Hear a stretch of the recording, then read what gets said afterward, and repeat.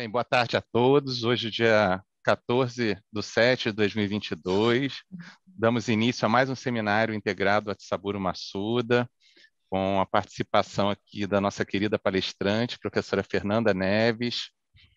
A professora Fernanda Neves, já que ficou um pouquinho atrasada aqui, eu vou até pedir para a gente mudar um pouquinho de você fazer sua apresentação.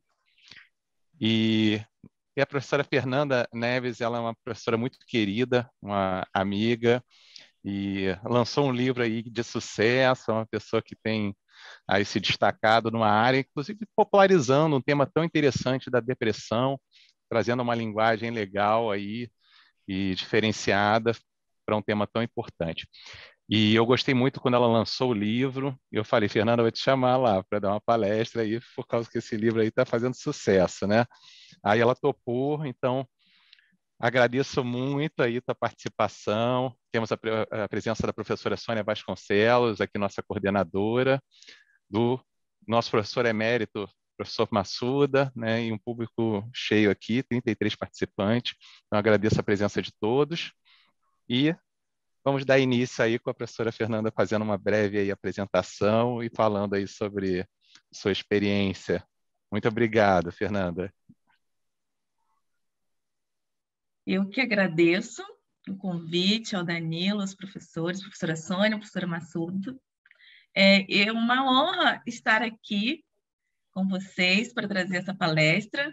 Confesso que eu estou até um pouco nervosa, ansiosa de retornar. Faz um tempo, né? Eu terminei meu doutorado em 2016 e eu gostaria de... Eu posso Pode compartilhar aqui, porque compartilhar. eu já vou me Sim, apresentando. sim. Sônia, eu acho que você vai ter que ativar. Eu não consigo liberar compartilhamento também. Ah, tá. Agora, Eu acho que já foi. eu acho que Foi? todo mundo consegue agora. Sim, foi. Foi. Então, tá bom. Então, vamos colocar aqui. Então, eu já vou me apresentar e já mostrando ali algumas fotos, já de uma forma diferente. Eu sou graduada em farmácia, me formei em 2009 na Universidade Estácio de Sá, em Campos dos Goytacazes. O Danilo foi o meu professor de farmacognosia e desde então se tornou ele um grande amigo. Um grande amigo e um apoiador da minha carreira. Eu, em seguida, fiz mestrado em Ciências Naturais, com ênfase em Química Orgânica de Produtos Naturais. Nesse período, eu atuei desde projeto de etnofarmacologia, com comunidades quilombolas e assentados da região norte fluminense. O meu mestrado foi na Universidade Estadual do Norte Fluminense, a UENF, e trabalhei com isolamento, identificação de produtos naturais e também ali a sua ação microbiológica. Durante esse período, eu atuei no SUS, aqui em Quissamã, que é a minha cidade, e a minha atuação foi na farmácia e na central de abastecimento farmacêutico. Então, eu comecei a minha atuação diretamente na assistência e onde eu tive contato com diversos pacientes de doenças neuropsiquiátricas e reacendeu em mim a vontade de voltar para a farmacologia, que era uma grande paixão desde a faculdade. E eu, a partir dessa minha vontade de compreender ainda mais as neurociências, né, os mecanismos dos fármacos que a gente dispensava lá na farmácia, eu fui para o UFRJ, onde eu realizei doutorado em ciências farmacêuticas, com ênfase em neurociências, com a professora Cláudia Pinto Figueiredo. Então, eu participei, atuei aqui no grupo de pesquisa do professor Sérgio Ferreira e a Fernanda De Felice, na bioquímica, e também nas ciências farmacêuticas com a professora Cláudia Figueiredo e a professora Júlia. Ela também foi minha co-orientadora. Durante esse período, eu me encantei pela neurociências e soube que era ali o ponto de partida para a minha atuação profissional. Então, ao sair do doutorado, eu tive um reencontro com a assistência farmacêutica e com a divulgação científica, porque eu gostaria de simplificar o conhecimento, de traduzir o conhecimento que a gente adquire na academia para as pessoas, né? Trazer esse conhecimento de uma forma acessível para todos, tendo em vista aí a dificuldade de ter informação de fidedigna, né? Informação de verdade, informação verdadeira, né? Porque o que nós encontramos são fake news, muitos mitos, muitos tabus. Então, a partir dali, eu voltei atuando como professora, atuando no Conselho Regional de Farmácia, fazendo palestras, divulgando as neurociências para o grande público, de onde surgiu aí o livro Coisas da Sua Cabeça, que o Danilo falou. E então, por isso, eu estou aqui falando para vocês um pouquinho sobre depressão. Então, quando a depressão ela é uma condição clínica muito séria, potencialmente fatal, onde existe um quadro clínico com a presença de alterações importantes, desde o comportamento, da cognição e do estado autonômico desses indivíduos. Em 2017, a Organização Mundial de Saúde divulgou um relatório onde mostrava que existiam 322 milhões de pessoas no mundo convivendo com a depressão. No Brasil, seriam quase 12 milhões de casos. Esses números, eles já estavam em crescente, né?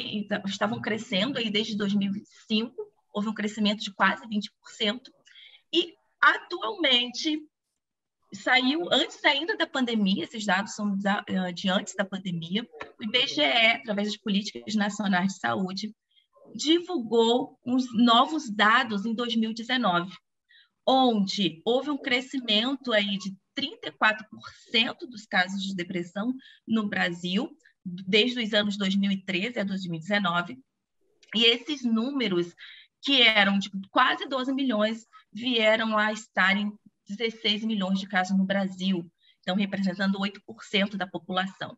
Nós já temos novos dados aí pós-pandemia, mas ainda de 2020, onde houve um aumento de 28% nos novos casos, no número de depressão no Brasil e no mundo. Então, nós tivemos aqui uma situação de isolamento social, de um grande estresse que apavorou todo mundo e também diminuiu o acesso dessas pessoas aos atendimentos, né? Então, muitos lugares públicos fecharam durante esse período, então aí aumentou o estresse, diminuiu esse atendimento a essas pessoas e também, com isso, aumentando ainda mais a presença da depressão em nosso meio. É importante falar também que saiu um novo relatório da Organização Mundial de Saúde agora, se eu não me engano, 17 de junho, é bem recente, falando que no mundo somente 2% de todo o orçamento da saúde vai para a saúde mental. Mostrando a importância da gente falar sobre isso, mostrando que esse é um problema de saúde pública, onde requer estratégias governamentais, estratégias das universidades, empenho dos profissionais de saúde, empenho nosso em divulgar informações, em divulgar dados sobre esse mal que assola a população. Quando a gente fala em depressão, se eu fosse perguntar a vocês, talvez uma palavra que vocês lembrassem, o que vem à mente de vocês quando fala-se em depressão, eu posso afirmar que grande parte iria falar logo em tristeza. Então, a gente sempre associa tristeza à depressão e acredita que a depressão seja somente tristeza, que seja sinônimo de tristeza. A população em geral, inclusive os profissionais de saúde, no qual eu atuo nesse Brasil, entende que depressão e outros transtornos psiquiátricos seja fraqueza, seja falta de determinação, falta de fé, que não era uma doença, que não é algo que seja tão sério.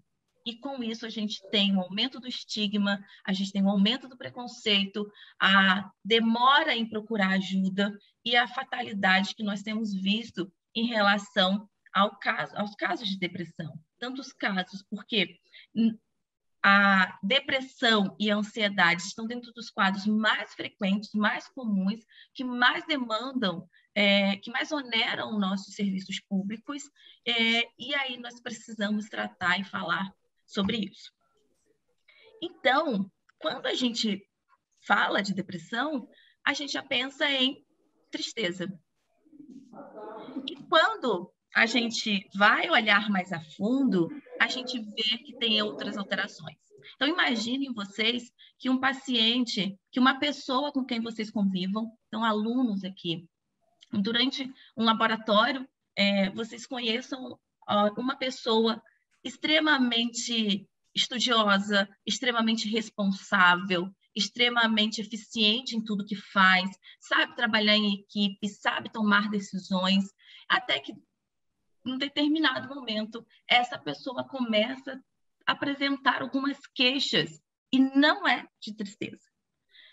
Pode ser, de repente, queixas de memória. Então, começa a esquecer uma coisa aqui, esquece uma coisa ali, começa, de repente, a esquecer prazos para entregar trabalho, prazo para entregar relatório. Essa pessoa começa a perder ali a atenção no que está fazendo, tem uma diminuição do seu foco e da retenção de novos conhecimentos. E começa a aparecer, inclusive, que essa pessoa já não veste mais a camisa do laboratório, que já não é uma pessoa realmente comprometida como antes. As más línguas começam a pensar e a falar que, olha, está colocando as unhas lá de fora. Essa pessoa não era tão comprometida assim, só mudou completamente. E começa a falar mal dessa pessoa e não consegue perceber, ou seria a última coisa a se pensar seria em um quadro de transtorno psiquiátrico. Nesse caso específico, então, se de repente alguém lembra dessa palestra, ou lembra que lê um livro, e começa a questionar se não seria depressão que poderia ajudar essa pessoa, talvez os outros falariam da seguinte maneira: ué, mas essa pessoa não está chorando constantemente, não está com tristeza, não vive pelos cantos chorando, moribundo, não é depressão. E aí, se a gente consegue ajudar essa pessoa e ela vai até um profissional de saúde e numa anamnese mais detalhada, olhando mais a fundo, a gente começa a perceber que juntamente com esses problemas de memória dessa pessoa, existe ali, juntamente, uma culpabilidade. Essa pessoa tem um reforço da culpa porque ela não consegue mais fazer as coisas e ela reforça isso falando que realmente, olha, realmente eu não sirvo para nada, realmente eu não consigo, não vou conseguir terminar essa faculdade, eu não vou terminar esse mestrado, esse doutorado. E ela tem esse reforço da culpa, tem uma negatividade. Então, a forma como esse paciente olha para o mundo, olha para as pessoas e olha para si mesmo é de uma forma negativa. Existe uma diminuição da energia desse indivíduo. O paciente tem ali uma fadiga excessiva. Então, como vocês Pessoal, cuidado com o perceberem... som aí, cuidado com o som. Eu não estou conseguindo mutar. Tônia. Lauro, olha o som. Porra, eu não consigo mutar. Tá. Então, posso continuar? Pode.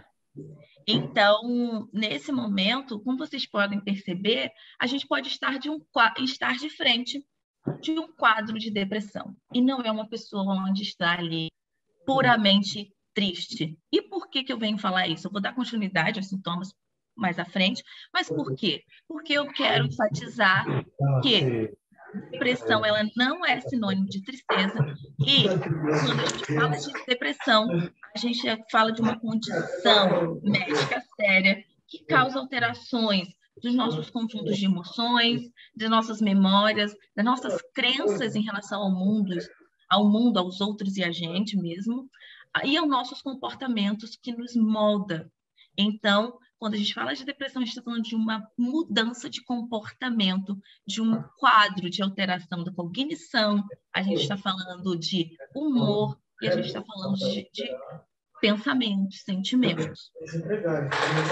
Então, alguém conhece o Lauro para poder pedir para ele para parar? Sônia, você está aí? Eu não consigo mutar. Sônia. Como host, você está como host, Danilo? Pois é, tem várias funções aqui que não funcionam para mim. Eu não estou habilitado. Mas falaram para mim que eu tinha que pagar para você que agora em junho. Não, cara. A gente passou muito problema aí. Deixa eu ligar aqui. Lauro. Alguém conhece esse Lauro? Vou falar com a Alessandra, a gente tem uma reunião na quinta-feira da semana que vem. O Lauro está aqui.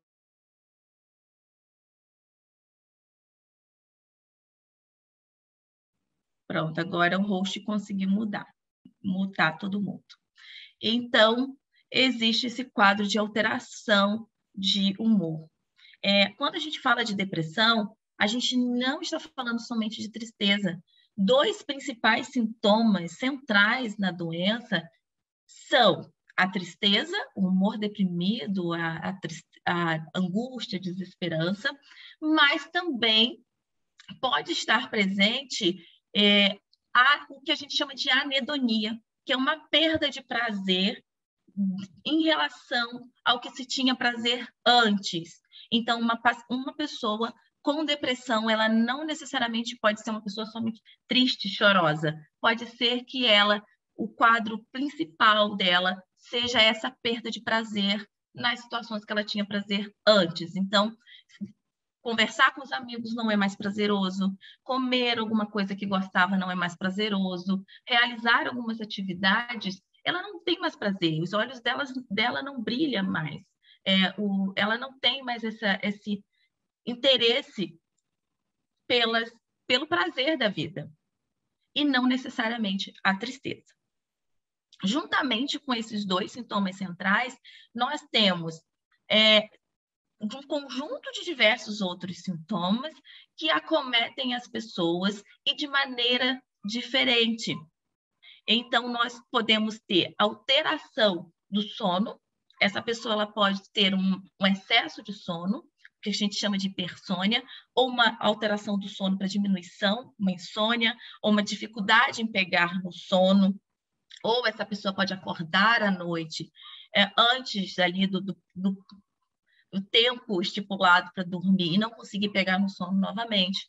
Essa pessoa pode ter alterações do apetite, quanto para mais, quanto para menos. Ela pode ter alterações de peso e não necessariamente está relacionado ali com o apetite aumentado.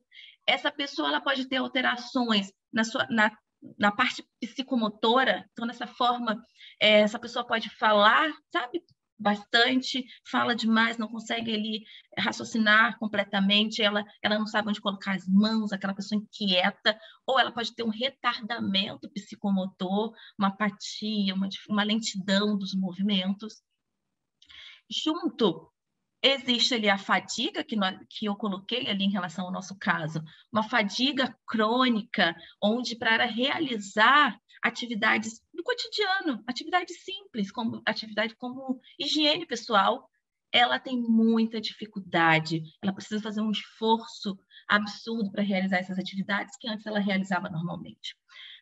Essa pessoa pode ter alteração ali desses sentimentos de culpa, de negatividade, de sentimento de desvalia, isso pode acontecer. E também ao que a gente chama de disfunção executiva, que são alterações da memória. O paciente pode ter dificuldade de aprendizado, dificuldade ali de reter novas informações, pode ter alteração do foco, da atenção. Isso tudo pode ser um sintoma da depressão. E também pode estar presente ali os pensamentos de morte. Então, o paciente com depressão, no caso mais grave, pode ter desde pensamento de morte até uma ideação suicida, onde essa pessoa já se planeja, já se pega se planejando como ela daria cabo a todo esse sofrimento, daria cabo a toda essa existência dolorosa, né? E até mesmo ali a vias de fato ao autoextermínio. Então, para a pessoa estar com depressão, ela precisa de ter essas alterações comportamentais, esses conjuntos de sintomas presentes por um período maior do que 2 semanas, todos os dias, ou na maior parte dos dias, trazendo prejuízo, sofrimento e dor. E a gente precisa compreender que toda dor ela precisa ser tratada. E essas alterações da depressão, esses sintomas, eles são provenientes de diversas alterações no cérebro dessa pessoa. Então, a depressão ela é uma doença que ela é multivias, né? Ela tem diversas vias, diversas formas, diversos fatores de risco, diversas alterações no indivíduo. Então, uma dessas alterações, a gente está falando aqui de alterações cerebrais. Alterações em estruturas relacionadas com emoção e com cognição. Essa seria basicamente ali um resumão de quando a gente fala de neurobiologia da depressão. Então, as nossas emoções, normalmente, o que nós temos? Nós temos ali uma grande estrutura profunda do nosso cérebro, que é a amígdala. Ela é responsável por determinar qual é a emoção que nós devemos recrutar.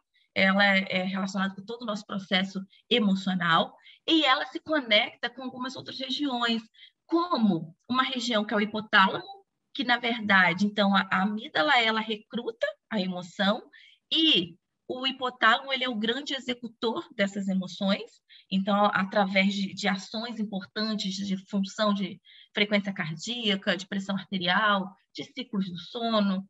E também a amígdala, ela se relaciona ali, se conecta com a nossa estrutura do córtex pré-frontal, que são estruturas importantes ali relacionado com a nossa função executiva, com a nossa memória, com a nossa autoestima. Ela está relacionada com a regulação ali do nosso desejo de viver, da nossa influência na nossa tomada de decisões e da nossa memória.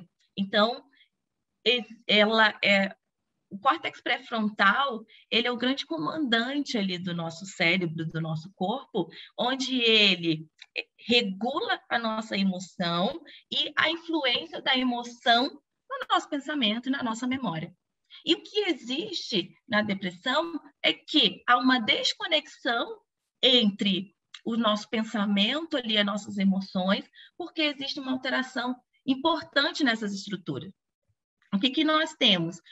Eu coloquei aqui uma figura do meu livro, onde as principais estruturas relacionadas ali com essas alterações cerebrais, onde nós temos uma hiperconectividade, ou seja, uma maior ação em regiões relacionadas aqui com o córtex cingulado, com a amígdala, que são regiões relacionadas com a emoção. Então, existe essa hiperatividade.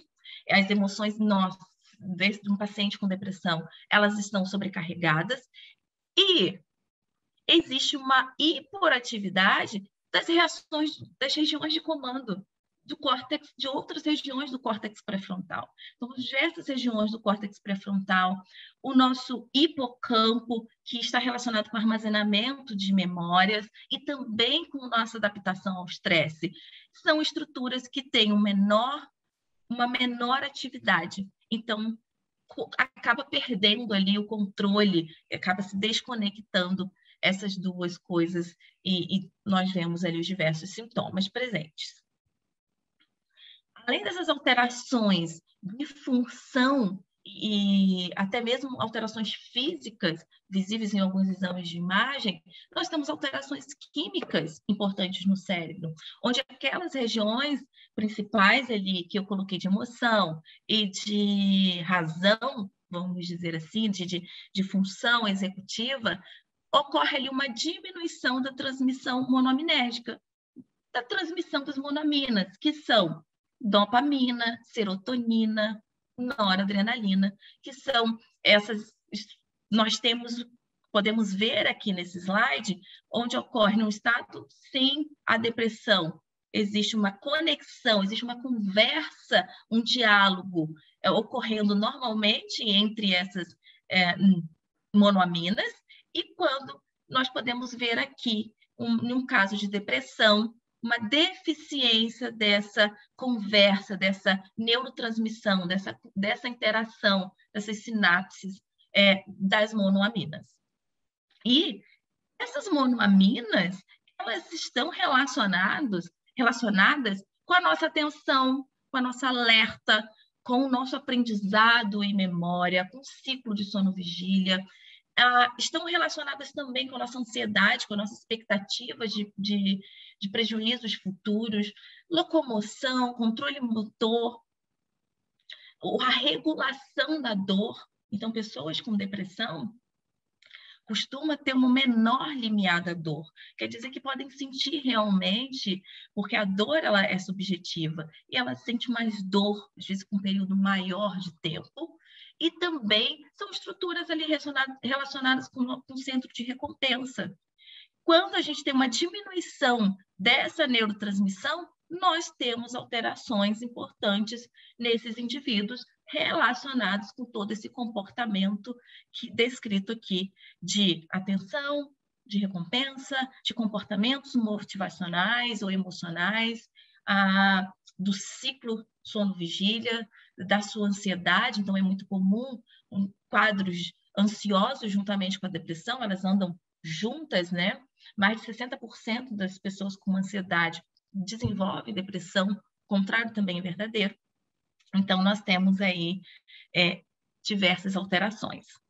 Além disso, eu queria trazer também que existe uma hipótese que a gente chama de diátese-estresse, que é uma hipótese que fala que nós temos ali uma pré-determinação, uma predisposição a desenvolver a depressão, é como se fosse um solo fértil, mas é o ambiente, né? São os fatores externos que vão ali fazer surgir esses sintomas da depressão. Então, nós temos um solo fértil e ali o que a gente planta, o que a gente semeia nesse solo que vai se juntar, que são esses fatores que vão se juntar, que são fatores individuais, fatores de temperamento, personalidade, fatores relacionados a abusos, a estresses importantes, principalmente na primeira infância, que é onde dita toda a nossa vida. Então, nós temos ali alterações importantes, onde há uma junção de fatores genéticos e fatores externos, onde nós podemos ver que, principalmente ali na primeira infância, alterações como trauma emocional pode alterar, sensibilizar os circuitos cerebrais. Ele desde pode alterar e, posteriormente, vai compensar e essa pessoa não vai ter sintomas, até mesmo em algumas pessoas, algum estresse vai deixar essa pessoa resiliente, deixar essa pessoa mais forte e ela não vai desenvolver um quadro, vai ter maior dificuldade em desenvolver um quadro na vida adulta, quanto nós podemos ver que traumas mais importantes como abuso infantil, como separação maternal, negligência dos pais, pode sensibilizar todos esses nossos circuitos cerebrais e deixar essa pessoa sem os sinais de depressão, mas deixa essa pessoa com um limiar menor, deixa essa pessoa sensibilizada e com os estresses da vida adulta que naturalmente virão, pode deixar essa pessoa mais predisposta a desenvolver a depressão. Então, nós temos ali, essa pessoa pode ter alterações naquelas regiões da amígdala, deixa a amígdala muito mais ativa e deixa ali o nosso córtex pré-frontal mais hiperativo, sem conseguir realmente se conectar e inibir e controlar essa amígdala. Então, deixando a pessoa vulnerável.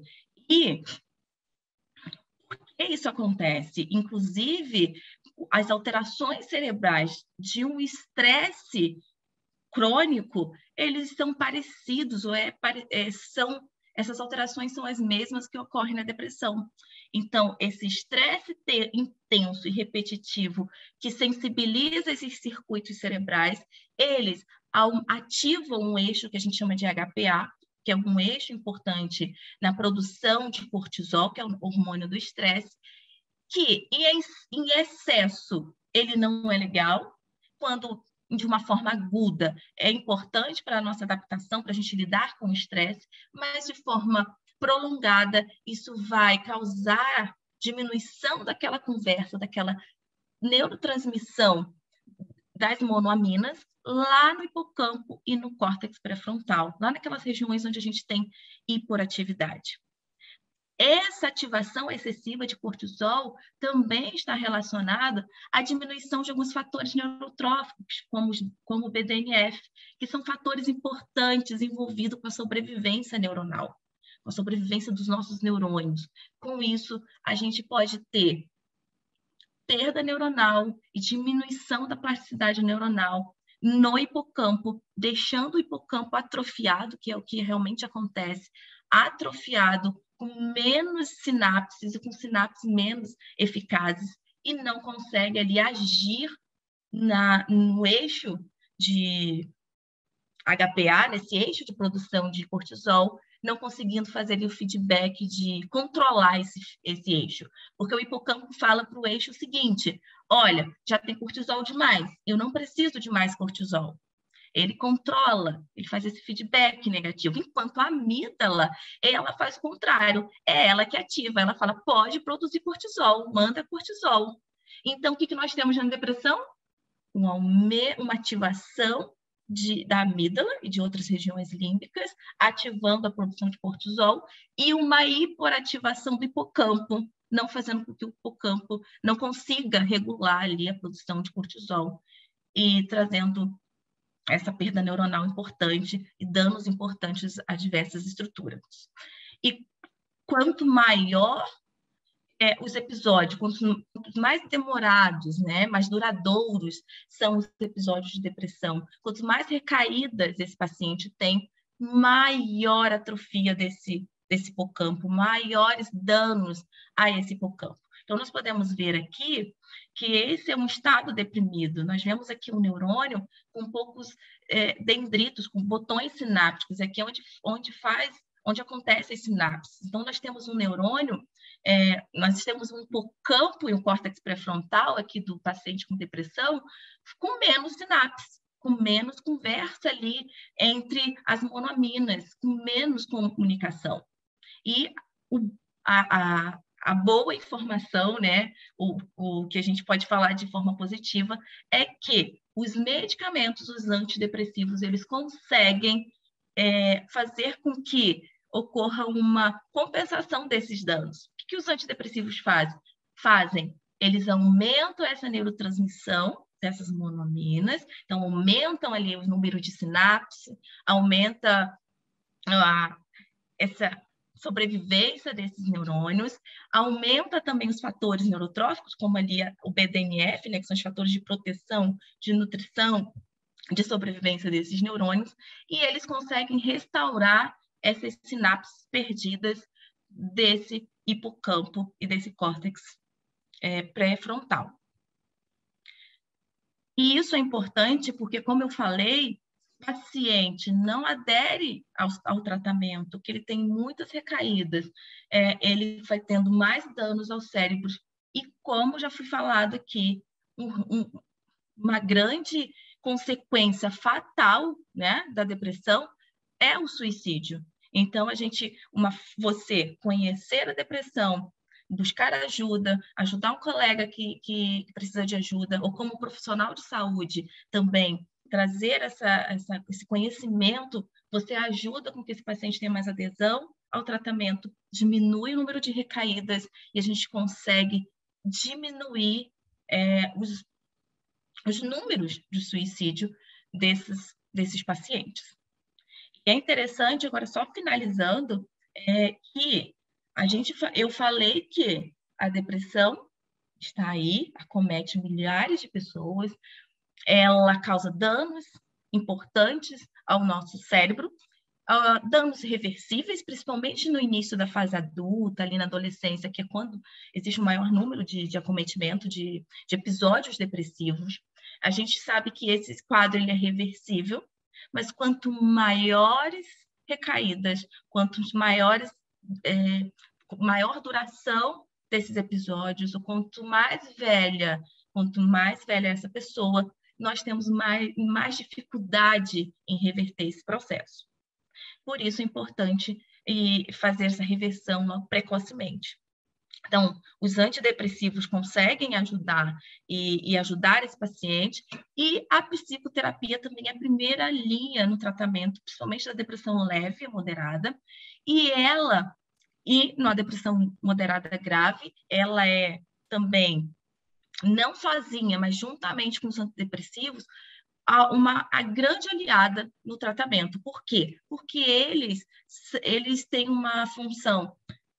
O resultado final, o objetivo final de ambos os tratamentos são os mesmos resultados. Então, nós podemos ver aqui que o córtex pré-frontal, essa regiãozinha aqui da testa, está hiperativa, ela não consegue comandar ali, nem inibir a amígdala, que está aqui em vermelhinho, e a amígdala está superativada. O que nós temos? Uma combinação de efeitos, tanto da terapia, que age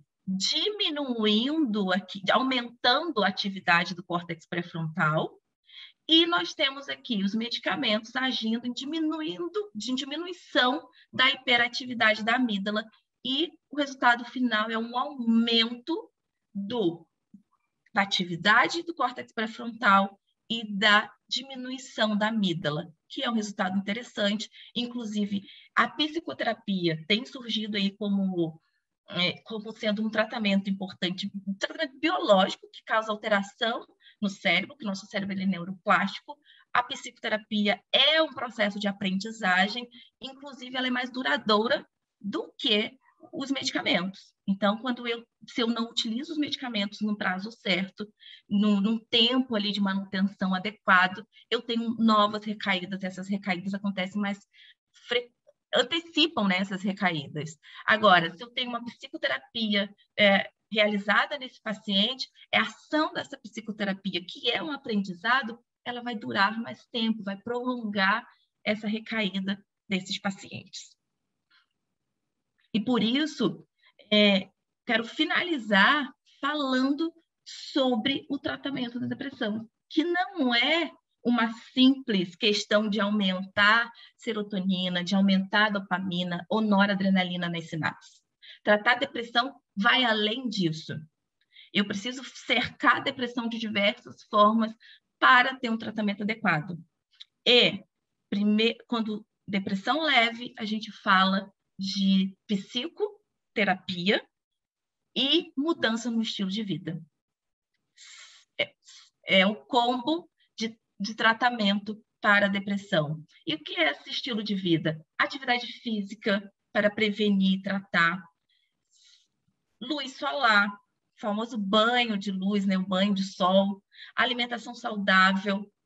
Higiene do sono. Então, nós sabemos a importância do sono para muitas coisas, inclusive para a depressão. Contato com a natureza e educação em saúde. Então, os grandes consensos aí que nós temos do Canadá, da Europa, falam da importância do que a gente chama de psicoeducação. Quanto mais o paciente, quanto mais as pessoas sabem sobre a doença, conhecem o que é, quais são os sintomas, quais são os fatores de risco, quais são os fatores de proteção, mais esse paciente ele engaja no seu tratamento, mais ele engaja no seu autocuidado, na sua autogestão, e melhores resultados nós temos. Então, é isso. Desde já, eu gostaria de agradecer mais uma vez ao Danilo e a todos pela presença e pela atenção. Obrigado, professora Fernanda. Excelente palestra. Feliz aí de aprender um pouquinho aí contigo. Você que foi minha ex-aluna, né? Agora é expert em neurociências, muito bom, fico muito feliz. E tem algumas perguntinhas aí para fazer, mas às vezes eu prefiro abrir primeiro, né, para poder sentir aí o clima, dar espaço também para os outros. E aí eu vou ajustando, até porque o tempo já passou um pouquinho por causa do meu erro aí com o Zoom, né? Calouro, né? Calouro no Zoom, ó. Eu achando que não era calouro no Zoom, ó. Mas hoje dei mole. Mas tudo bem, a gente aprende errando também, né? Só não pode ficar em depressão, né? Exatamente. E É. só aproveitando aqui, Danilo, para É, pior, e a agradecer ansiedade, a publicamente, ansiedade. Tá ô aqui dando... Danilo, Aí, diga. aproveitar para te agradecer mais uma vez publicamente. O Danilo, acho que é um dos responsáveis por eu estar aqui na Neurociências, embora ele seja da farmacologia, onde eu fiz o meu mestrado, mas quem me ajudou a ir para Neurociências foi o Danilo, e eu tenho grande gratidão pelo Danilo e por todo o conhecimento que ele levou para a gente e pela parceria de sempre. Obrigado, Fernanda. Então, eu vou abrir aqui. Pergunta, gente, quem quiser escrever, eu abri o microfone para falar. O professor Massuda já está com o microfone aberto, então acho que o professor Massuda vai querer falar, não vai? Não, mas eu gostaria de ouvir primeiro as perguntas dos alunos. Eu tenho perguntas, sim, a serem feitas, mas eu vou deixar os alunos fazerem primeiro. Bem, enquanto o pessoal se solta, às vezes o pessoal demora um pouquinho para se soltar, às vezes vai mais rápido, Fernando. Então, você colocou até a tua figura final, ou penúltima, né, a última, você falou em educação em saúde, né, atividade física, higiene do sono, alimentação saudável e educação em saúde. Isso tudo é bem interessante para tentar evitar a medicação, né? 4 alicerces aí. Exatamente. Na verdade, aquilo que eu falei, quando a gente fala em depressão leve, a gente não precisa tratar com medicamento. A psicoterapia ela é tão boa quanto os medicamentos e até melhor, porque os efeitos são mais duradouros, não tem efeitos colaterais. E a psicoterapia associadas com essas mudanças de estilo de vida são a primeira linha para o tratamento da depressão. E mesmo quando é uma depressão mais grave e aí a gente precisa de medicamento, essas mudanças no estilo de vida, elas precisam também estar presentes para esse indivíduo poder conseguir ali melhorar, sair desse episódio e evitar novas recaídas. Porque acontece que o medicamento ele vai atuar, vai aumentar ali as monoaminas, mas esse paciente ele precisa aprender também a lidar com suas demandas, ele precisa aprender a controlar, a ver a vida de forma diferente, a mudar as suas crenças em relação a si mesmo e ao mundo. Tudo isso impacta no tratamento da depressão. E quando a gente fala de atividade física, a higiene do sono, a gente está falando tanto ali de prevenção quanto de tratamento da depressão. Então, preconiza-se de pelo menos 3 vezes ao dia e que essa atividade física seja ali uma associação de aeróbico mais exercício de força. Então, a pessoa pegar e ver o que gosta, seja uma aula de dança, um pedal, seja uma caminhada, tudo isso vai estar ajudando ali na melhora do quadro. O importante, Danilo, é que, por exemplo, um paciente grave, você não vai falar para ele fazer atividade física. Ele mal consegue levantar da cama, né? Ele não tem aquela força de vontade que as pessoas acham que a gente precisa ter. Ele está com essas alterações importantes. Mas, a partir do momento que o medicamento começa a agir, com o tempo, a gente vai colocando ali a atividade física como um importante aliado no tratamento desse paciente. E a psicoeducação, ela é realmente base. Todos os consensos falam de psicoeducação, dessa educação em saúde, ser uma ferramenta importante no tratamento da depressão. Na depressão e de outros transtornos psiquiátricos. Eu penso até o seguinte, que como tratar o que você não conhece minimamente, né? A questão do autoconhecimento aí, a pessoa se autoconhecer através da educação em saúde para poder se tratar também, se melhorar, prevenir, né? Não é só tratar, é prevenir, né? Trabalhar resiliência, trabalhar inclusive para essas situações, para você... Às vezes a gente se deixa abater demais em algo que umas pessoas se abatem e outras não. Por quê, né? Porque às vezes é uma questão também de fortalecer, né, algumas questões. Porque alguns fatores, quando a gente fala ali da genética com fatores com o ambiente, não é só o ambiente externo, né? Alguns fatores internos também estão associados a essa vulnerabilidade. E uma delas é a forma de como a gente enfrenta o mundo, a forma como a gente enfrenta as situações, se é de forma passiva, se é de forma ativa, questionando, criticando, tudo isso vai ali ativando o nosso córtex pré-frontal e consegue melhorar ali a nossa resiliência, né? Aumentar a nossa resiliência.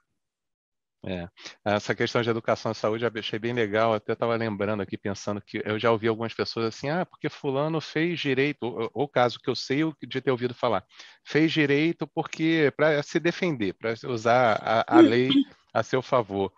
E aí em educação e saúde, hoje em dia, muita gente está fazendo, às vezes, psicologia, fazendo constelação familiar, fazendo algumas das diversas até práticas integrativas e complementares, se especializando, yoga, e às vezes faz com algum intuito de fazer transição de carreira ou não, mas muitas vezes é o autoconhecimento, é para a pessoa, né, trabalhar em si a educação em saúde. Então, acho interessante, eu tenho visto algumas pessoas fazendo isso, né? Não, eu estou fazendo porque eu quero, é para mim, né? Não é necessariamente como uma forma de dinheiro, até para você ver como que é importante cuidar da educação e saúde.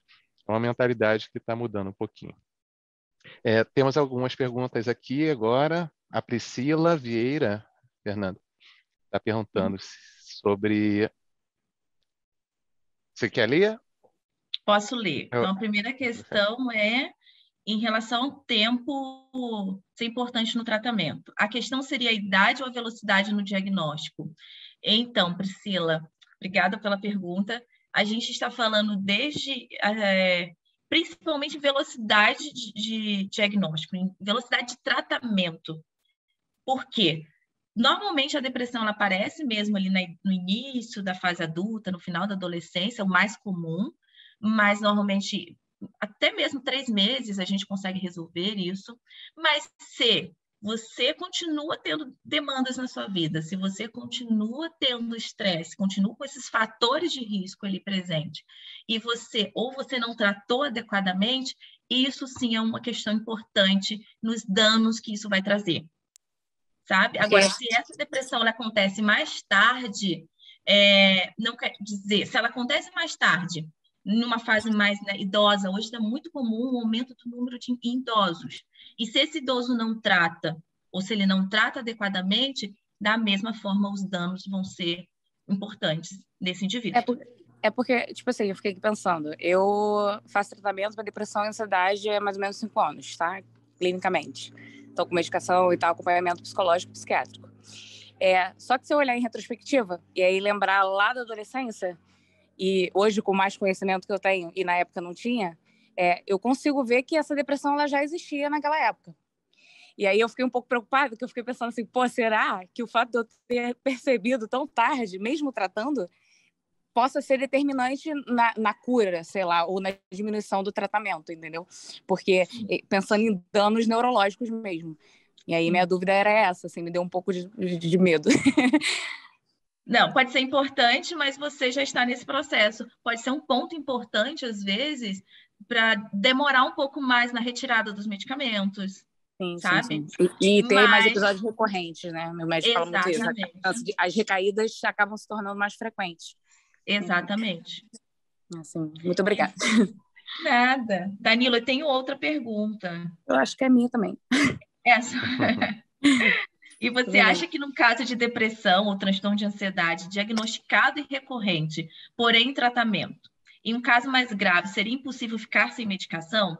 Aí só para explicar, porque assim, eu leio um pouco sobre o assunto porque vivo isso e me interesso, mas eu nunca classifiquei muito, uma depressão leve, moderada ou grave.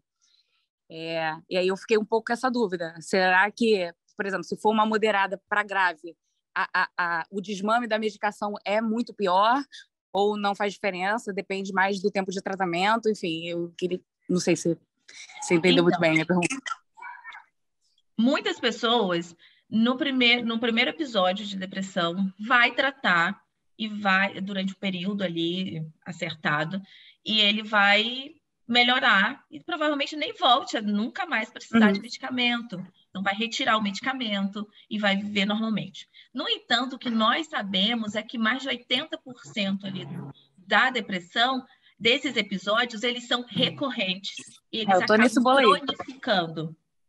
Então, o que acontece? Depois do segundo, do terceiro, depois do primeiro episódio, você já tem um fator de risco a mais para ter o segundo. A partir do segundo, os riscos vão aumentando para você ter novas recaídas. E aí, pode ser, existem pessoas que vão precisar do medicamento de forma vitalícia. Então, se a partir tem alguns consensos que falam que a partir de 3 a 5 novos episódios de depressão, então o médico prefere, juntamente, se esse paciente, você tem que olhar também, Priscila, os fatores de risco.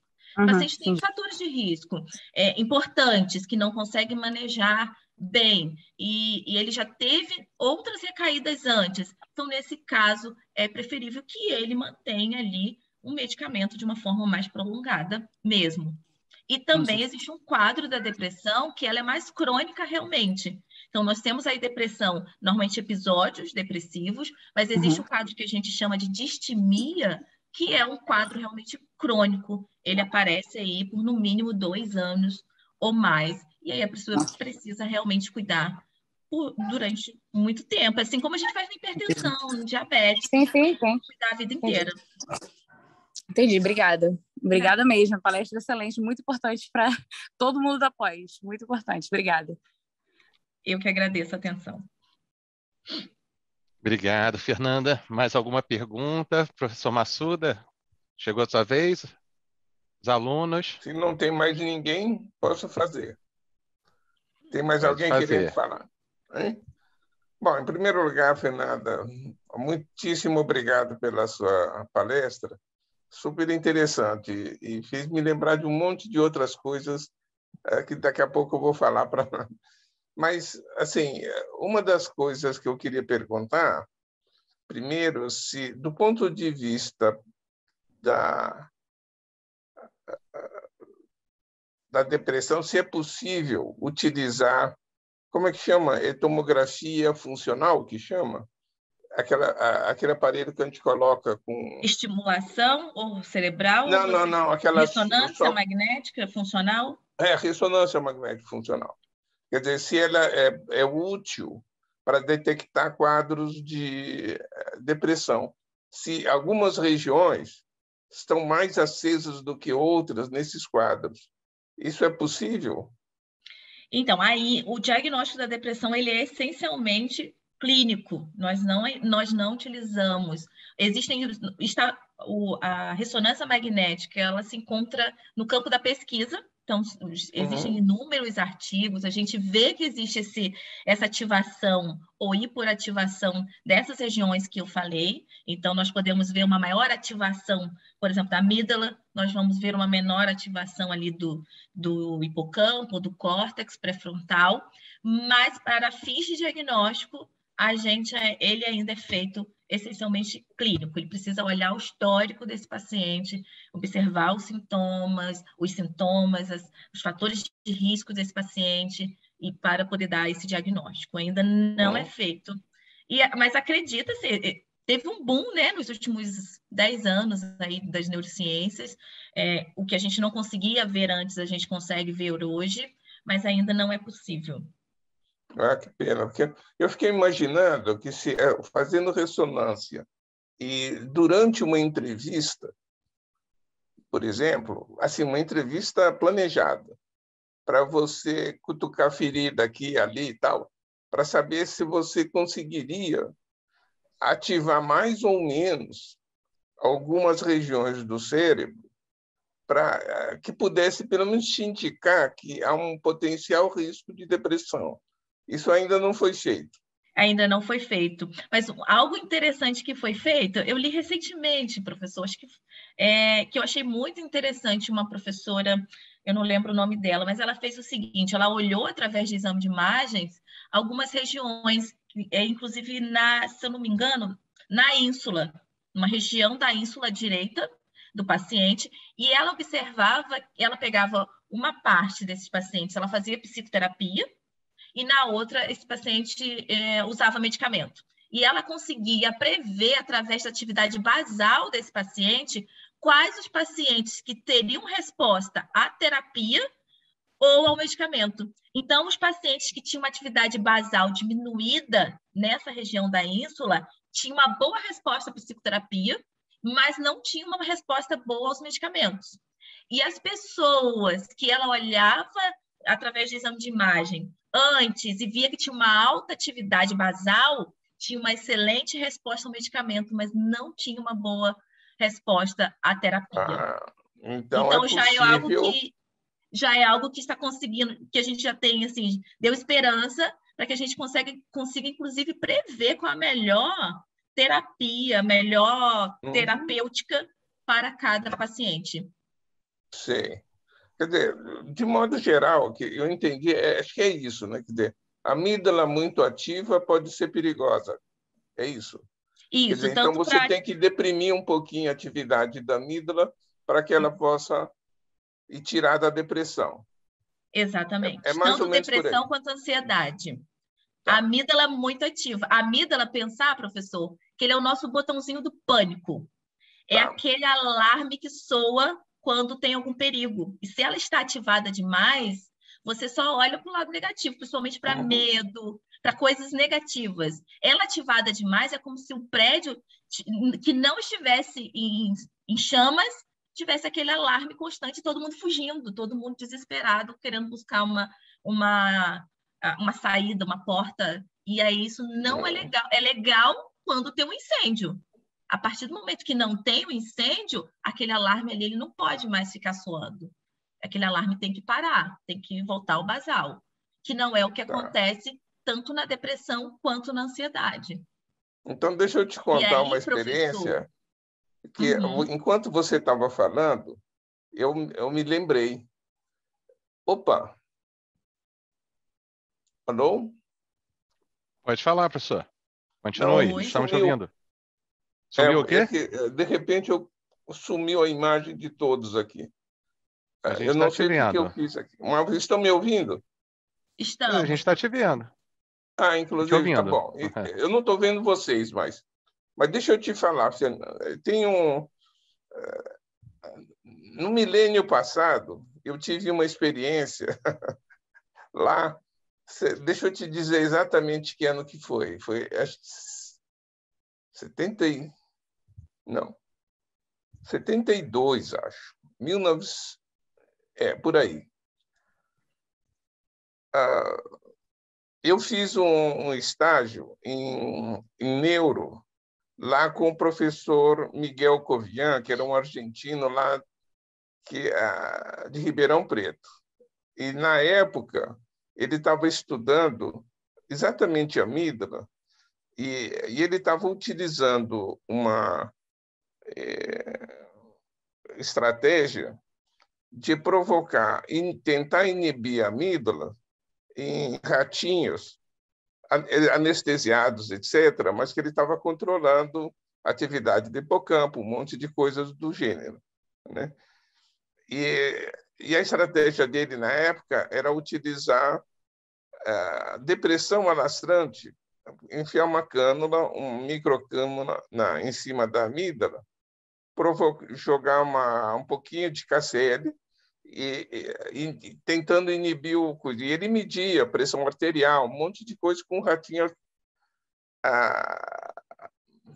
anestesiado, né? Pressão arterial, um monte de coisa lá E quando nós procuramos o estágio para fazer com ele nos propôs fazer a mesma estratégia, só que com o rato acordado. Então, nós fazíamos a cirurgia, implantávamos uma microcânula no estereotáxio, chegava na amígdala, deixava fazer cirurgia e ficava cuidando do ratinho. Aí, um dia, depois do pós-operatório, o ratinho estava bem e tal, aí nós adicionávamos um pouquinho de KCL para ver o comportamento. E a gente fez uma tabela lá com movimento de cabeça, isso, aquilo, outro, mobilidade, etc. Mas a surpresa foi violenta. quando nós colocávamos acho que foi KCL, que provocava depressão alastrante, que inibia a amígdala, o ratinho entrava numa atividade dentro da sala que não era impossível controlar. Ele corria para todo lado, saltava 1 metro, 1 metro e pouco, uma doideira. Eu fiquei impressionado com aquilo. Então, a amígdala, ela já tinha, realmente, já naquela época, tinha. Só que a gente não sabia, né? Quer dizer, ainda mais com depressão, nada de coisa. Mas eu só estou relatando isso porque você me fez lembrar dessa experiência que eu nunca tinha entendido por que era que acontecia aquilo. Mas agora você falando, então, tirar a atividade totalmente da amígdala cria uma atividade absurda, motora, comportamental no rato, violentíssimo, né? Só estou contando isso porque eu fiz essa experiência, fiz uma vez, aliás, fizemos que 1 ou 2 vezes, mas depois tivemos que interromper, porque tive que voltar para o local de origem, etc., e não deu para continuar, mas eu tive essa experiência com a amígdala desse jeito, não é impressionante isso? E acho que faz um pouco de sentido com o que você está mostrando agora. Exatamente, e ela tem uma conexão ali, tanto com o hipotálamo, quanto as regiões ali de hipocampo, e ela tem uma conexão com a substância cinzenta periaquedutal, que é uma região importante nessa locomoção, nessa esquivação, nesse processo de evitação, no comportamento motor propriamente dito. Sim. Então já se sabe hoje sobre essa conexão aí. Esse caso também não pode ter gerado um estresse, um pico de cortisol e estresse também no animal? O pior é que era imediato. É uma coisa instantânea. E adrenérgico. E depende também ali da onde, de qual, porque a amígdala ela tem vários núcleos, né? Núcleo de entrada, núcleo de saída. Depende de qual a região que você conseguiu fazer essa inibição também. Alô? Estão me ouvindo? Agora, Sim. se você lesiona a... Está ouvindo, professor? Se você retira a amígdala, esse animal ele fica super dócil, ele não vê medo, ele não tem mais preocupação com as coisas negativas, ele vive... vai ser presa fácil. Isso quando você... Quando você tira, se você retirar a amígdala completamente. Mas isso é engraçado, então. Então, tem outras conexões. Existem outras conexões. A amígdala ela faz conexão com muitas regiões. Então, a gente precisa saber ali, talvez, qual era a conexão que vocês estavam inibindo. Quer dizer, em princípio, a estratégia era tentar provocar depressão alastrante com um pouquinho de sal, que é aquele fenômeno descoberto aí no Rio de Janeiro, né? Bom, mas então eu queria fazer esse relato porque você me lembrou um pouco disso. Mas parabéns pela sua apresentação, adorei. E você acha que daqui para frente qual será o caminho para diagnóstico e prevenção disso? Quer dizer, você já adiantou pelo lado da prevenção uma atividade complexa, né, de alimentação, atividade, isso, aquilo, outro. Mas agora, a atividade física em si, sozinha, ela tem algum tipo de interferência nessa coisa da depressão ou não? Sim, ela em si? Já tem vários estudos mostrando que melhora a saúde mental como um todo e ela pode desde prevenir quanto ajudar na recuperação mesmo do paciente com depressão, devido a diversas substâncias, né, que a gente produz durante ali o nosso processo de atividade física. Isso teria algo a ver com miocinas ou não? Para falar a verdade, eu não sei. Não sei ali o que exatamente a gente consegue... Não sabe, né? Não encontro nenhuma resposta específica para o que acontece, né? A gente só sabe que a atividade física é como se fosse a nossa panaceia aí, né? que é bom para tudo, sabe? Que tem diversos estudos, assim, em amostras grandes, mas a gente ainda não conseguiu identificar completamente o que e o porquê. Porque as miocinas parece que mexe com tanta coisa, então Exatamente. eu Agora, não sei. professor, Ah, durante os nossos 50 anos, a nossa única, vamos dizer assim, a mais novidade assim, em relação aos medicamentos é a cetamina, que foi o único medicamento novo, vamos dizer assim, que chegou ao mercado 2019, ano passado, 21. Mas ele ainda com limitação, somente lá no hospital, na clínica, com apoio médico, porque a cetamina pode causar abuso, disforia, dissociação, náusea e potencial de abuso. Então, é inalatório, uma cetamina inalatória, e que o efeito ele vem ali logo nas primeiras horas, diferente dos nossos ali antidepressivos, que o efeito vem somente de 2 semanas a 4 semanas, demora um tempo para ter o efeito. Mas, assim, a única novidade que nós temos existe como limitação uma variabilidade muito grande na resposta a esses medicamentos. Até 40% dos pacientes não respondem ao tratamento medicamentoso. Então, existem grandes desafios aí no tratamento da depressão. Imagino. Uma última pergunta, se é curiosidade. Esse quadro de depressão, por exemplo, ele é um quadro tipicamente humano ou outros mamíferos apresentam quadro de depressão? Quer dizer, dentro do que vocês chamam de depressão, a gente parece que tem, mas...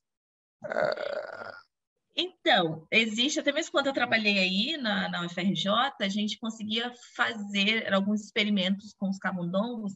Existe um quadro que a gente chama de comportamento do tipo, né, aquele like, né, do tipo depressivo nos animais. Então, que é esse comportamento, por exemplo, quando aquele nado forçado, que você coloca um animal dentro de um becker, com água até o topo, e o animal normal, a tendência é que ele quer salvar a sua vida. Ele vai se debater, ele vai pular, ele vai fazer de tudo. O animal que tem esse comportamento do tipo depressivo, ele desiste de viver. Ele simplesmente, você coloca ali nesse nado forçado e é como ele para, ele fica sem respirar, quase sem respirar, imóvel. Você mede esse tempo de mobilidade desse animal. Então, existem vários experimentos ali comportamentais em animais presentes relacionados aí com a depressão, e quando a gente vai estudar, a gente consegue ver essas áreas aí importantes relacionadas. Porque eu fazia isso, professor, porque a gente associa no Alzheimer. O paciente com Alzheimer, ele tem um fator de risco para depressão, e a depressão é um fator de risco para Alzheimer. Então, o camundonguinho, o camundongo, que você ia lá e injetava nele uma neurotoxina que causava Alzheimer nele, tinha um maior comportamento desse do tipo depressão também. Não, eu fiz essa pergunta, mas é por conta de que para saber se, como os humanos se diferenciaram muito do restante dos animais pela neocórtex, né, pelo grande desenvolvimento, e os outros animais não têm, se tinha alguma relação com a neocórtex ou não, né, nesse quadro de depressão. Então, pelo jeito, não, né? Quer dizer, outros animaizinhos que não têm ou têm um neocórtex muito pouco desenvolvido, também tem parece mais basal esse. Exatamente. É porque a gente tem essa amígdala aí, bem basal, né? A amígdala é o nosso cérebro instintivo, né? Não, é que eu ficava pensando se da amígdala para neocórtex pudesse ter alguma coisa, mas aparentemente não, pode ser mais geral. Exatamente. Tá, entendi. Muito obrigado. Por nada, eu que agradeço. Você não chegou a mencionar, Fernanda, sobre o complexo reptiliano? Você falou muito da amígdala, né? Não falei. E a relação é praticamente a mesma, né? Porque que faz parte, né, do complexo reptiliano, né? Exatamente. A amígdala faz parte desse cérebro instintivo, né? Que a gente fala, onde está relacionado com essa nossa capacidade, porque a gente precisava, né, da amígdala para sobreviver. Como eu falei, o animal que não tem essa amígdala é um animal que é presa fácil. Ele não sobrevive. Então, faz parte dessa nossa evolução. O que aconteceu? A gente evoluiu, a gente não vive mais em caverna, a gente não tem aquele perigo constante, mas a gente ainda mantém esse cérebro presente. E, por algum motivo, às vezes ele dá pane realmente no sistema. E aí é como se a gente voltasse para esse cérebro lá, sabe, reptiliano, para esse cérebro antigo, com todos esses instintos, com todas essas emoções, com tudo isso aflorado. Mas você sabe que na Amazônia, Massuda, tem um termo que eu já ouvi, não sei se você já deve ter ouvido também, é que quando o animal ele é difícil de ver ou de caçar, você não vê, né? É que o animal é velhaco. Bem, Né? aqui velhaco quem não paga, Danilo. Aqui velhaco é uma pessoa que compra e não paga. Mas faz sentido. É o golpe. Mas faz sentido. É aquela pessoa que escorrega, que é difícil de ver, ele esconde para não pagar. Sim. Exatamente.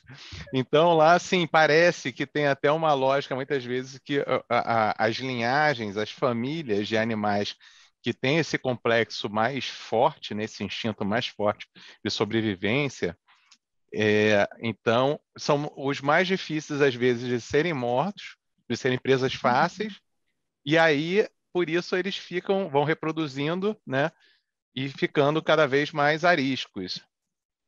Daí a proteção para sobreviverem, né? Muitas vezes. Então, por isso que o animal termina ficando muito selvagem, né? Até muito mais selvagem. Você colocou uma figura no início, mais ou menos no início, mostrando o cérebro com o neurônio indo de lá de baixo, né? Praticamente da amígdala até o córtex, lá frontal quase. Foi proposital, né? Por que estava atravessando, porque, né? Direto gente... de lá de baixo até lá em cima, porque não é um neurônio, seria um neurônio figurativo, né? Exatamente. Ali, né? Exatamente, a gente faz essas conexões, né? Porque, na verdade, a gente faz essas conexões em diversos lugares. Quando a gente põe no cérebro, os centros ali de produção por exemplo, de noradrenalina, está lá no lóculo cerúleus, que a gente fala, embaixo, na região da nuca. Então, ele sai dali, é ali que é produzido os neurônios, e aí esse neurônio sai, os prolongamentos, para conversar com os outros neurônios lá no córtex. Então, quando a serotonina sai também aqui de núcleos onde produzem, os neurônios onde produzem a serotonina, desses núcleos para essas outras regiões do cérebro, né? São os que a gente fala da modulação difusa do cérebro. Então, é assim que a gente representa. Então acho que a gente já está quase fechando. Deixa eu te contar uma, Fernanda. A gente recebeu aqui, o professor Massuda, você estava na palestra do professor Tiago Arruda? Não, é um físico médico que ele tem um trabalho em que ele pega pessoas praticantes de religiões ayahuasqueiras por longo prazo, porque mínimo de 2 anos. Aí, porque essas pessoas, assim, acho que têm longo prazo, longo tempo de prática, eles trabalham muito a questão da concentração e dentro da espiritualidade da religião trabalham algumas questões interessantes também que levam o corpo a uma pacificação, né, uma melhor descontaminação do corpo nas suas práticas. Então, ele mostrou o estudo que ele fazia de ressonância magnética nuclear e de tomografia, né, computadorizada, pegando as regiões do cérebro. Então, algumas regiões mais expressadas, né, e outras menos relacionadas. Uma delas até eu achei muito interessante, que era do julgamento. E tem uma área que ela era muito menos reativa. Eu não lembro agora qual era essa área do julgamento. Não sei se você sabe, já viu isso. Pode ser o Tem uma área córtex relacionada. pré-frontal, né? Eu não São lembro regiões do se era. córtex que não são Mas era relacionadas uma ao nosso região, interna, talvez do córtex pré-frontal, mas era do uma região. córtex. Tinha uma área específica que era relacionada ao julgamento. E uma das questões para a pessoa ter paz, inclusive, é ela julgar menos, né? Não sei se você Exato, já ouviu sobre exatamente. isso, né? E então Não as é pessoas sobre. trabalhavam muito, então elas não são. Aí ele mostrou que julga menos, né? Estava relacionado na expressão, ficava Normalmente claro, são as dentre pessoas outros. que são pessoas que agradecem mais, né, Danilo? E está Sim, associado, né? Existe essa proporção, né? Quanto mais você é, agradece, quanto mais você é grato pelo que você tem, menos julgamento e sim, melhor, assim, para tudo. Agora, a religião em si, ela, assim como a meditação, que é a prática de meditação também. meditação, yoga, Uhum, são considerados fatores de proteção contra as doenças aí, os transtornos psiquiátricos também. Então, sim, quando você acredita em algo, você exercita algumas regiões importantes que te protegem desses transtornos. Então, isso é verdade. interessante, né? Uhum. É, É, então, pode falar. poderia ser interessante pegar grupos de pessoas que fazem essas práticas e colocar na ressonância funcional, ver se a amígdala, como é que ela está, e fazer uma comparação. Talvez fosse legal de ver. É, Já tem alguns trabalhos mostrando algo nesse sentido, professor. Ah, é Eu mesmo, já, é? Olha, já tem alguns mostrando como que essas reações, essas áreas estão mais ativas, ou quando uhum, esse paciente está ali nesse processo. Assim, a meditação, a reza, a oração, essa parte ali da espiritualidade acaba agindo no mesmo caminho cerebral. uhum. curioso. Esse Exatamente. estudo do Tiago mostra isso. Era a ayahuasca, eu esqueci de falar, que era também yoga. As duas que ele Yoga trabalhava, também. mostrando o benefício Exatamente. para depressão. Na verdade, isso tudo estava avaliando o bem-estar mental, né? Era várias. E dentre eles também o resultado para depressão. E tem Uhum. alguns resultados aí, né? Já assim, Essas alguma coisa tem. práticas, Danilo, Mas, essas práticas integrativas, né, que a gente considera, estão dentro uhum, dessa mudança de estilo de vida e elas não são consideradas primeira linha no tratamento, mas os consensos já trazem como ali um tratamento adjuvante, né, uhum, em ajudar os tratamentos convencionais. Então, ó, a exposição solar, o yoga, a meditação, a espiritualidade, tudo isso, atividade física, que inclusive é considerada até como monoterapia nesses casos mais leves, tudo isso já tem esses relatos. O problema é que a gente tem uma dificuldade metodológica nesses trabalhos, professor. A gente tem muita dificuldade com amostra, com sim, viés. Então, eles ainda uhum. não são considerados tratamentos de primeira linha, por exemplo, mas são considerados terceira linha e adjuvantes no tratamento. Já tem bastante. Alguns têm resultados bem interessantes que conseguem amostras significativas. Por exemplo, eu me surpreendi com a musicoterapia até. Eu vi uns trabalhos recentes mostrando porque eles pegam muito paciente hospitalar, paciente de dor, paciente terminal, várias situações e conseguem um N bem significativo, principalmente fora do Brasil. No Brasil tem alguma coisa Uhum. também com um N bem interessante. E, e Sim, é bem resultados interessante. Não bem funcionaria para interessantes. mim, Arte Danilo. terapia. Só não funcionaria para mim, para Tem 5% da população que tem ali uma certa anedonia musical, né? Que a gente não sente prazer na música. Então, música para a gente incomoda, dá dor de cabeça, faz mal e não faz bem. Então, é importante até usar isso daqui não tá rindo, mas é como Aham, esses fatores de proteção, essas mudanças de estilo de vida, o quanto é importante a individualização desse sim, paciente. Quando a gente fala do paciente é. com transtorno mental, é muito importante que a gente individualize cada um. Mas ainda bem que você não precisa também, né? Mas se precisasse, tinha outras, artes Não, terapia, né? Ou também não. precisasse, não põe música, não. Eu comecei agora uma de arte terapia com uma profissional bem legal. E eu não sei desenhar, mas é interessante. Aliás, desenho mal, né? Mas, é, Tudo é prática, né? é. Mas é bom, é bom. É isso aí. Há mais alguma pergunta? Mais alguém quer falar alguma coisa? A gente já está aí com... Tirando o nosso atraso, né? A gente está com 1h30.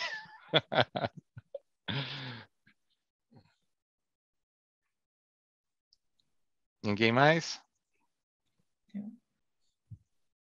Geralmente é 1h30. A gente tenta fazer 1h30, mas às vezes passa um pouquinho também, né? Mas então, acho que por hoje a gente pode encerrar. Agradeço imensamente, fiquei muito feliz de ter você aqui conosco, à distância, né? À distância virtual e física, né? Está em Exatamente. Quissamã, na terrinha, né? Estou na terrinha. E Terrinha estou boa. disponível, agradeço o convite, sempre que quiser me convidar, Tá, joia. estarei junto ótimo. com vocês. Muito obrigado, Fernanda. Foi ótimo, adorei. E Obrigado a todos, agora, obrigado, Massu. você deixa uma última perguntinha. O que você vai fazer daqui para frente? Então, O foco. eu Mas já está perguntando do seu pós-doc aí, se você vai fazer pós-doc. tenho vontade. Acontece, eu estou no interior do Rio, né? Então, Aham. tendo essa dificuldade aí com a questão da logística, né? Aqui nós temos a UENF e temos a UFRJ, mas que não tem trabalhos tão evoluídos nessa parte. Então, por enquanto, eu não sei ainda. Eu estou na assistência e na divulgação científica. Agora, na pesquisa, eu ainda estou sem saber o que fazer no futuro, professor. Uhum. Aceito sugestões e Você tá onde convites, mesmo. agora? Na UENF? Não, eu estou em Quissamã, eu trabalho como Em farmacêutica em Quissamã. Rio das Tá, aí Ostras. pertinho. Tá. É perto da UENF. Não, é pertinho, é. Tá Isso. legal. Aí tem que fazer contato com o pessoal da Entre a UENF. FRJ, Macaé e a UENF, né? O Mais ou Macaé, menos. né? A Macaé não tem muita coisa, só tem uma professora que eu conheço, acho que é a Marinette, que trabalha com dopamina, com a parte de reconsolidação de memória. É a única na UENF que trabalha nesse sentido. E na UFRJ eu não conheço ninguém. Uhum. Então, cola com essa pessoa aí, se é que você quer continuar com isso, mas seria legal. Parabéns aí, boa sorte. Obrigada. Bem, então... A Cláudia que quer me levar novamente para o Rio, Danilo. De Cláudia repente... foi minha orientadora, Cláudia Figueiredo. Então, tá bom, Fê. Obrigado. Vamos encerrar, então, aqui. A pessoa Muito está pedindo obrigado, aqui valeu. Nada, o Zoom boa para tarde. outra. Também. Então, tá bom. Beijinho, Fê. Grato aí Beijo, por fica com tudo. Deus. Tchau, tchau. Tchau. Obrigado para todos, pela Obrigada, presença. Fernanda. Um beijo. Por nada. Fica com Deus. Obrigado, Dani. Valeu. Valeu, Massuda. Abração para todos.